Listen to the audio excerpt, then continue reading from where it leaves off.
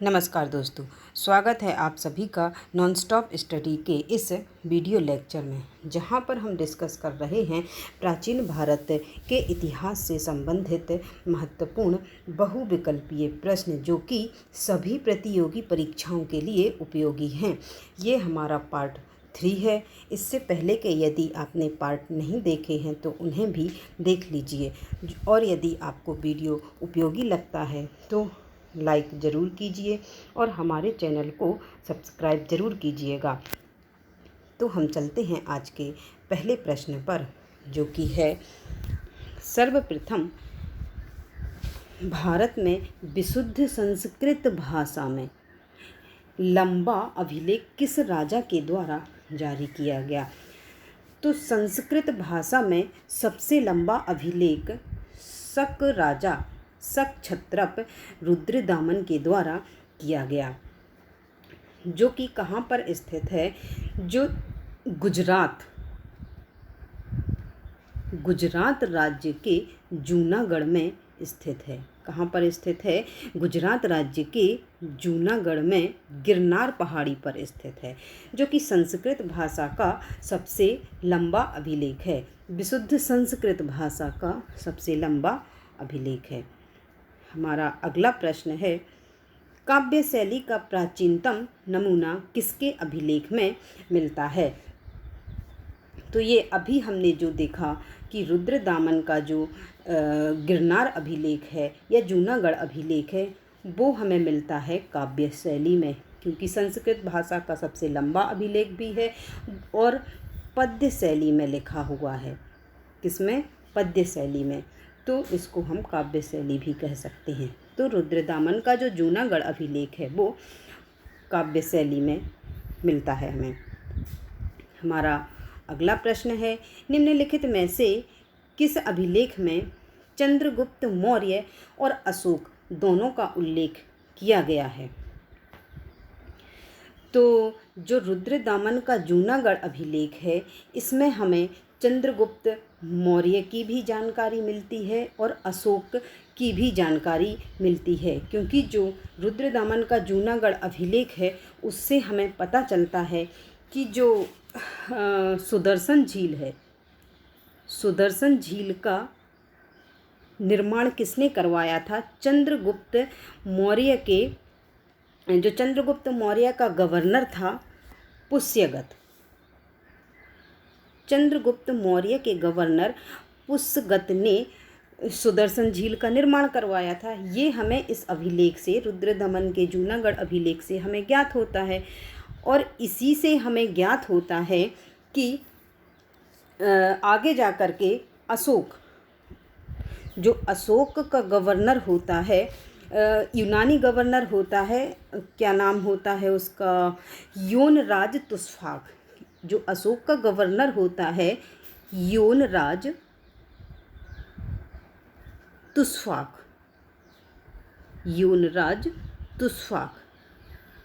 ये सुदर्शन झील की मरम्मत करवाता है। तो एक ही अभिलेख में हमें चंद्रगुप्त मौर्य और अशोक दोनों की जानकारी मिलती है। हाँ, और आगे जाकर जो रुद्रदमन होता है वो भी इस सुदर्शन झील का मरम्मत करवाता है, सुदर्शन झील की मरम्मत करवाता है। हाँ, और इसके लिए वो प्रजा पर कोई कर नहीं लगाता है, ये अपने निजी कोष से सुदर्शन झील की मरम्मत करवाता है। हमारा अगला प्रश्न है, समुद्रगुप्त की सैनिक उपलब्धियों का वर्णन उसके किस अभिलेख में उपलब्ध है। तो समुद्रगुप्त की जो सैनिक उपलब्धियों का वर्णन हमें मिलता है उसके प्रयाग प्रशस्ति अभिलेख से हमें वर्णन मिलता है, जो कि कहाँ पर स्थित है? इलाहाबाद में। जो प्रयाग प्रशस्ति अभिलेख है वो कहाँ पर है? इलाहाबाद में। और इससे हमें इसकी समुद्रगुप्त की सैनिक उपलब्धियों की जानकारी मिलती है। और इसकी जो मतलब इसको अभिलेख को किसने बनवाया था, खुदवाया था? जो समुद्रगुप्त का मंत्री होता है, समुद्रगुप्त का एक मंत्री होता है हरिसेन। क्या नाम होता है? हरिसेन। जो कि होता है उसका शांति और युद्ध मंत्री होता है। शांति और युद्ध मंत्री होता है हरिसेन। किसका? समुद्रगुप्त का। तो हरिसेन और इसके शासनकाल में जो शांति और ये युद्ध मंत्री होता है उसको कहा जाता था महासंधि विग्रहिक। तो कभी कभी महासंधि विग्रहिक भी लिखा आए तो वो समुद्रगुप्त के इस मंत्रीय पद को कहा जाता था। तो हरिसेन ने प्रयाग प्रशस्ति अभिलेख की रचना करवाई थी, जिससे कि हमें इसकी विजय, मतलब इसके विजय यात्राएं, जो भी इसने विजय प्राप्त की, इसके सैनिक अभियान,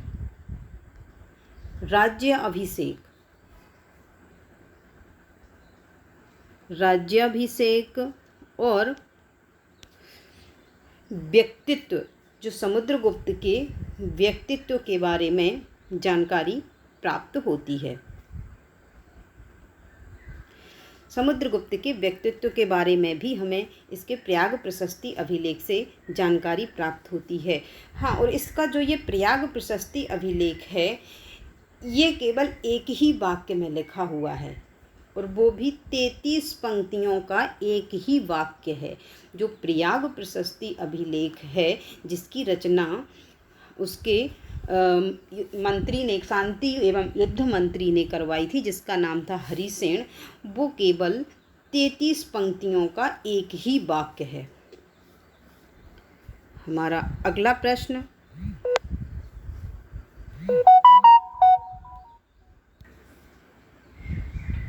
प्रयाग प्रशस्ति अभिलेख का लेखक हरिसेन, प्रयाग प्रशस्ति अभिलेख का लेखक हरिसेन किस शासक का दरबारी कवि था? तो ये हमने अभी देखा, जो हरिसेन था किस शासक? समुद्रगुप्त।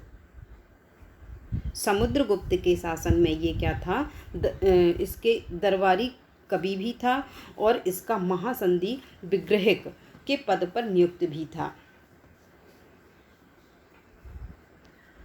अगला प्रश्न जो कि है, महरौली स्थित लौह स्तंभ का निर्माण किस सदी में हुआ? तो जो महरौली का जो लौह स्तंभ है इसका निर्माण किस सदी में हुआ? तो इसका निर्माण हुआ था 4वीं सदी ईस्वी में। 4वीं सदी ईस्वी मतलब 301 से लेकर के 399 ईस्वी के समय काल में जो महरौली का लौह स्तंभ है इसका निर्माण किया गया था। ये कहाँ पर स्थित है? ये है जो दिल्ली के कुतुब मीनार के निकट ही स्थित है, कुतुब मीनार के पास ही स्थित है। और ये जो लौह स्तंभ है इसका जो उस समय पर निर्माण किया गया, इसमें 98% लोहा है। इस स्तंभ के जो लोहा है उसमें 98% लोहा है। फिर भी इसमें अभी तक अभी इस समय तक जंग नहीं लगी है इसमें। तो ये उस समय की जो धातु कर्म है उनके ज्ञान को हमारे सामने प्रस्तुत करता है कि 90% लोहा होते हुए भी उसमें अभी तक जंग नहीं लगी है। हमारा अगला प्रश्न है, दिल्ली के महरौली के कुब्बत उल इस्लाम मस्जिद के प्रांगण में स्थित प्रसिद्ध लौह स्तंभ किसकी स्मृति में बनाया गया है? तो जो ये लौह स्तंभ है इस पर राजा चंद्र का उल्लेख मिलता है। किसका उल्लेख मिलता है? राजा चंद्र का। इसके आगे कुछ क्लियर नहीं लिखा हुआ है कि ये चंद्रगुप्त मौर्य है कि चंद्रगुप्त द्वितीय है।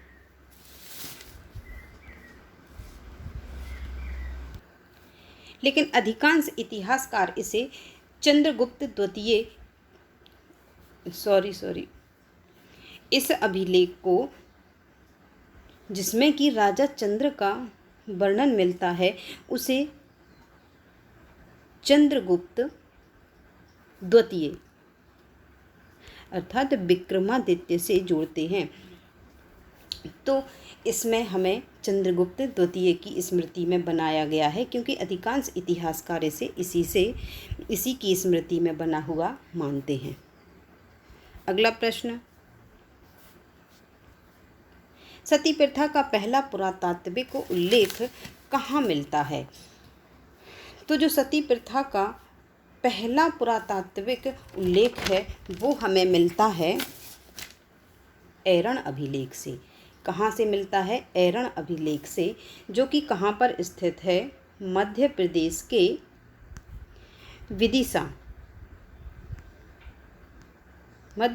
के विदिशा जिले में बेतवा नदी के किनारे पर स्थित है। और जो ये ऐरण अभिलेख है इसमें वर्णन किया गया है कि भानुगुप्त और हूण शासक तोड़माड़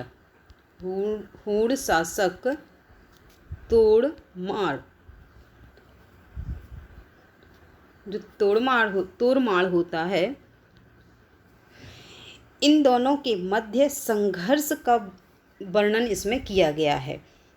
इनके बीच का जो युद्ध होता है उसको ऐरण अभिलेख में बताया गया है। और इस युद्ध में जो तोड़माड़ है ये विजयी हो जाता है, ये जीत जाता है।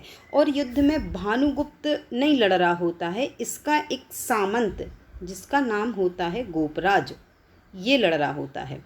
भानुगुप्त का सामंत गोपराज भानुगुप्त की तरफ से लड़ रहा होता है हूण शासक तोड़माड़ के साथ। इनका युद्ध होता है। जो तोड़माड़ है ये विजयी हो जाता है और गोपराज है जो इसकी मृत्यु हो जाती है। तो गोपराज की मृत्यु के बाद जो इसकी पत्नी होती है उसी के साथ में ये सती हो जाती है। तो भानुगुप्त ने जो ऐरण अभिलेख में ये सब जानकारियाँ अभिलेख के द्वारा दी हैं, तो उससे हमें ये जो भारत में पहला पुरातात्विक उल्लेख है जो कि हमें अभिलेख के रूप में प्राप्त होता है। हमारा अगला प्रश्न है, ऐहोल प्रशस्ति का रचयिता रवि कीर्ति किस चालुक्य शासक का दरबारी कवि था? तो जो ऐहोल प्रशस्ति का रचयिता रवि कीर्ति है वो था पुलकेशिन द्वितीय के शासन में दरबारी कवि था ये। अब जो पुलकेशिन द्वितीय है इसके ऐहोल प्रशस्ति अभिलेख से हमें पुलकेशिन द्वितीय की सफलताओं के बारे में जानकारी मिलती है। किसकी सफलताओं के बारे में? पुलकेशिन द्वितीय की सफलताओं के बारे में हमें जानकारी मिलती है। हाँ, पुलकेशिन द्वितीय ये चालुक्य शासक था, चालुक्य शासक पुलकेशिन द्वितीय। और इसकी जो रचना है ऐहोल प्रशस्ति अभिलेख की रचना है वो करवाई थी इसके दरबारी रवि कीर्ति ने। किसने करवाई थी? रवि कीर्ति ने। ये पुलकेशिन द्वितीय का दरबारी था और एक जैन अनुयायी था। रवि कीर्ति है जो एक जैन अनुयायी भी था। तो इससे हमें जो पुलकेशिन द्वितीय है उसकी उदारवादी नीति के बारे में जानकारी मिलती है कि ये खुद तो हिंदू शासक था, लेकिन इसने जो ये रवि कीर्ति है एक जैन अनुयायी था और इसे ऊंचे पद पर रखा हुआ था, क्योंकि पहले के जो शासक हैं अधिकांश लोग ऐसा नहीं करते थे। तो जो पुलकेशिन द्वितीय है ये एक उदारवादी नेता भी था कि इसने रवि कीर्ति को, जो कि जैन अनुयायी था, और अपने यहाँ उच्च पद पर रखा हुआ था। तो जो ऐहोल प्रशस्ति का रचयिता रवि कीर्ति है पुलकेशिन द्वितीय के दरबार में था।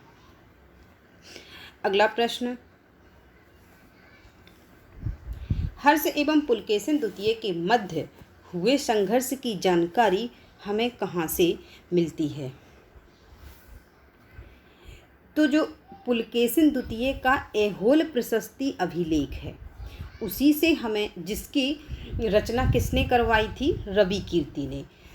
उसी से हमें हर्ष और पुलकेशिन द्वितीय के मध्य हुए संघर्ष की जानकारी मिलती है। इसमें बताया गया है कि जो पुलकेशिन द्वितीय ने किसको, हर्ष को जब हराया था तो उसने परमेश्वर की उपाधि भी धारण की थी। परमेश्वर की उपाधि धारण की थी किसने, पुलकेशिन द्वितीय ने। ये जानकारी मिलती है हमें ऐहोल प्रशस्ति अभिलेख से। हाँ, और इसी अभिलेख में किसमें, ऐहोल हाँ, और इसी अभिलेख में जो पुलकेशिन द्वितीय का ऐहोल प्रशस्ति अभिलेख है, इसी से हमें कालिदास और भारवी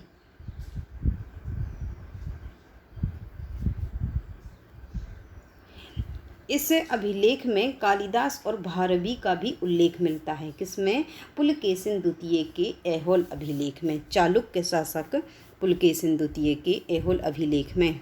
अब चलते हैं हम अपने अगले प्रश्न पर, जो कि है कवि कालिदास के नाम का उल्लेख किस लेख में हुआ है। तो ये हमने अभी देखा कि कालिदास और भारवी का उल्लेख पुलकेशिन द्वितीय के ऐहोल अभिलेख में इनका उल्लेख किया गया है। ओके, अब चलते हैं हम अपने अगले प्रश्न पर, जो कि है कहाँ से प्राप्त अभिलेख में महासभा की कार्य प्रणाली के विषय में विस्तृत जानकारी मिलती है। महासभा की कार्य प्रणाली के विषय में विस्तृत जानकारी हमें मिलती है उत्तर मेरुत्तर से। कहाँ से मिलती है, उत्तर मेरुत्तर से, जो कि कहाँ पर है, ये तमिलनाडु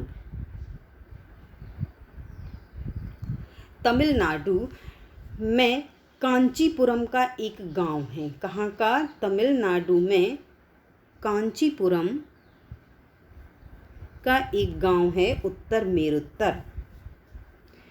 यहाँ से हमें विस्तृत महासभा की विस्तृत कार्य प्रणाली के बारे में हमें जानकारी मिलती है। इसमें चोल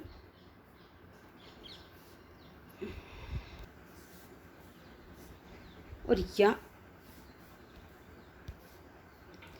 यहाँ से हमें चोल साम्राज्य और पल्लव, इनके लगभग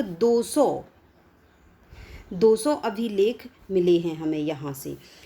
तो यहाँ पर एक 10वीं सदी का एक लेख मिलता है हमें। 10वीं सदी का एक लेख मंदिर की दीवार पर उत्कीर्ण मिलता है, और यहाँ पर हमें उसकी विस्तृत जानकारी भी मिलती है कि जो चोल शासन है जो वो इस स्थानीय सभा के द्वारा किस प्रकार कार्य करता था। तो यहाँ पर जो ये स्थानीय जो सभा होती थी, ये मुख्य रूप से ब्राह्मणों की सभा हुआ करती थी, ब्राह्मण बस्ती हुआ करती थी और इन्हीं की ये सभा हुआ करती थी। ये जो सभा है, महासभा है, इसको कहा जाता था पेरुगुर्री। क्या कहा जाता था, पेरुगुर्री। और इसके सदस्यों को कहा जाता था, सभा को तो पेरुगुर्री कहा जाता था, सदस्यों को कहा जाता था पेरुमक्कल। क्या कहा जाता था, पेरुमक्कल कहा जाता था।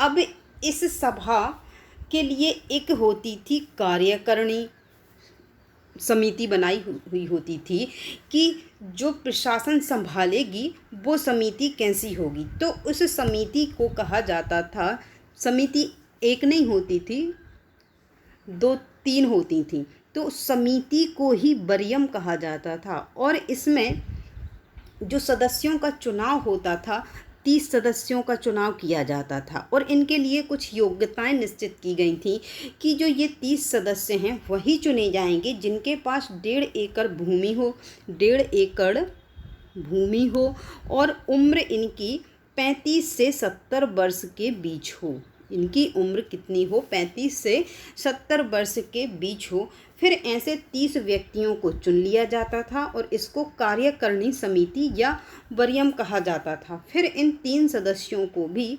30 सदस्यों में से 12 सदस्यों को एक अलग वार्षिक समिति या संवत्सर वरीयम कहा जाता था। 12 सदस्यों की जो एक समिति होती थी, इनको कहते थे वार्षिक समिति या संवत्सर समिति। फिर 18 सदस्य जो बचे, इनकी 2 समितियां और बनाई जाती थीं, जिनमें से एक में 12 सदस्य होते थे और एक में 6 सदस्य होते थे।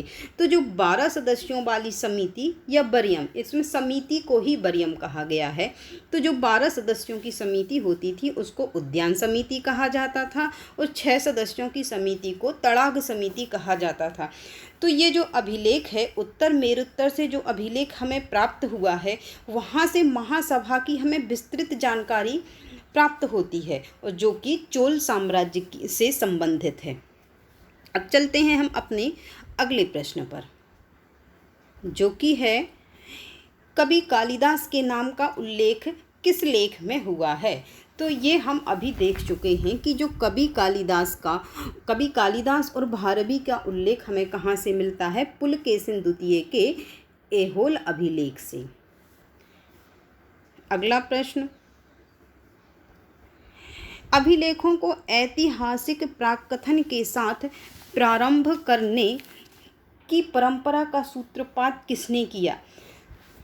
तो जो अभिलेखों में ऐतिहासिक प्राकथन मतलब अपने इतिहास लिखने की जो परंपरा है, वो प्रारंभ की थी राजराज प्रथम ने। ये राजराज प्रथम है। किसने प्रारंभ की थी? राजराज प्रथम ने, जो कि एक चोल सम्राट था, चोल शासक था राजराज प्रथम, और एक शैव मता अनुयायी था। ये भगवान शिव को मानता था, इसलिए ये क्या था? शैव मता अनुयायी था। और इसने सबसे पहले क्या किया, जो ये अभिलेख लिखवाए, इनमें अपने पूर्वजों के इतिहास को संकलित किया। जो इसके पूर्वज थे उनके इतिहास को संकलित किया। तो ऐसा करने वाला ये प्रथम शासक हुआ जिसने अपने पूर्वजों के बारे में जानकारियाँ और उनकी घटनाओं का उल्लेख किया, और इससे हमें इतिहास की जानकारियाँ जुटाने में बहुत मदद मिलती है। और चोल शासकों का तो अधिकांश इतिहास हम इसी प्रकार जुटाया भी गया है।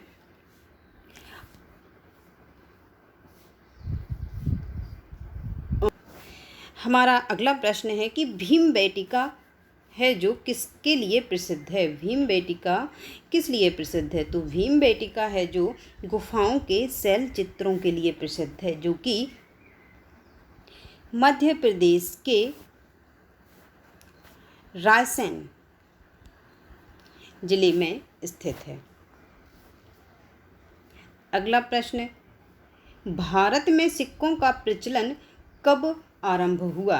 तो भारत में सिक्कों का प्रचलन है वो आरंभ हुआ लगभग 600 ईसा पूर्व में। जो हमारे भारत में सिक्कों का आरंभ हुआ, जो प्रचलन, वो लगभग 600 ईसा पूर्व में आरंभ हुआ। इस समय जो सिक्के चलते थे प्राचीन काल में, वो कहलाते थे आहत सिक्के। क्या कहलाते थे? आहत सिक्के। ये आहत सिक्के या पंचमार्क सिक्के भी कहलाते थे। इनको हम पंचमार्क सिक्के भी बोलते थे, क्योंकि ये जो आहत सिक्के हैं, ये धातु के टुकड़े पर किसी भारी चीज़ से पंच मार के ठप्पा जैसे लगाया जाता था, जिसमें किसी की वृक्ष हो गया या किसी मछली या किसी का भी चित्र होता था, ताकि उस पर इसकी आकृति बन जाए। तो इनको हम कहते थे आहत सिक्के या पंचमार्क सिक्के। तो ये 600 ईसा पूर्व से लगभग इनका प्रचलन आरंभ हुआ। अगला प्रश्न, भारत में सर्वप्रथम स्वर्ण मुद्राएं किसने चलाईं? तो भारत में सबसे पहले जो स्वर्ण मुद्राएं हैं वो किसने चलाईं? वो चलाईं इंडो बैक्ट्रियन ने। इंडो बैक्ट्रियन लोग हैं जो हिंद यूनानी लोग, ग्रीक से आए और भारत में बसे, इनको हम कहते हैं इंडो बैक्ट्रियन या हिंद यूनान लोग।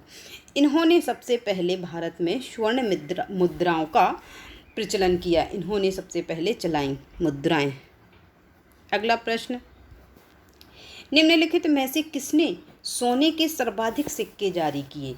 सोने के सर्वाधिक शुद्ध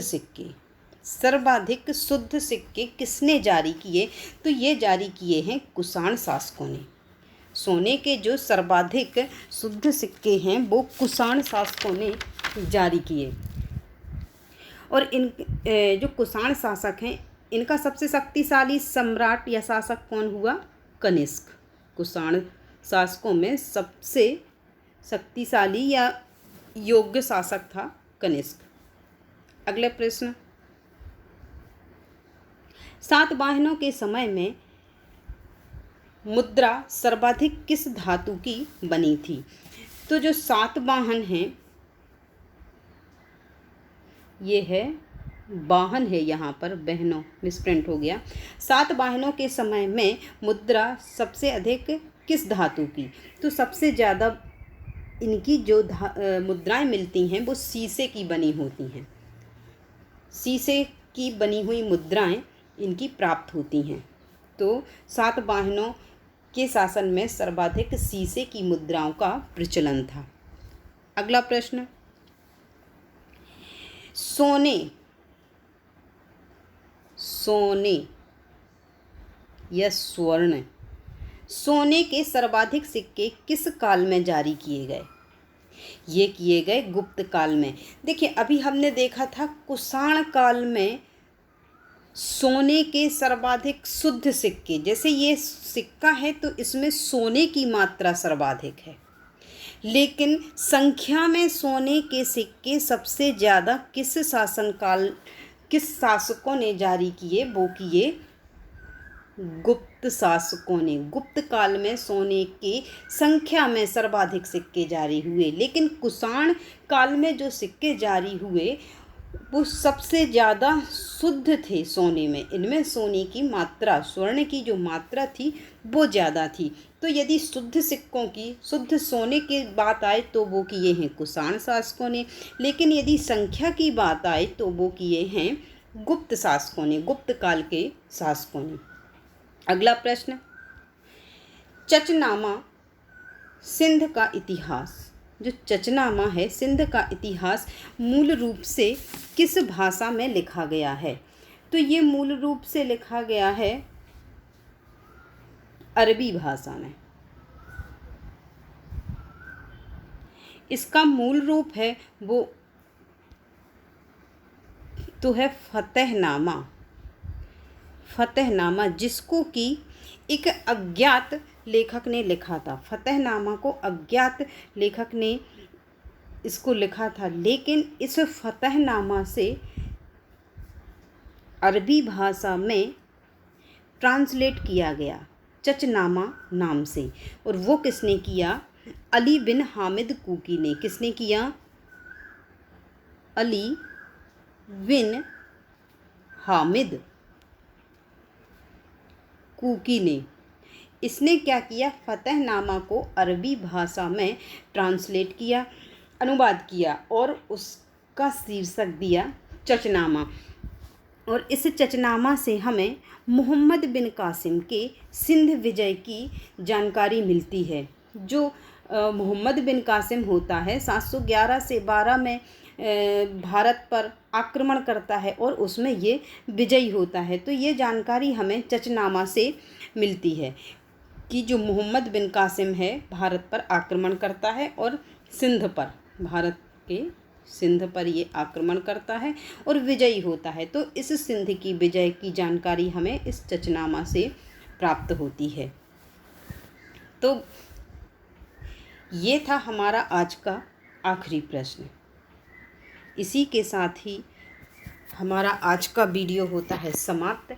वीडियो देखने के लिए धन्यवाद।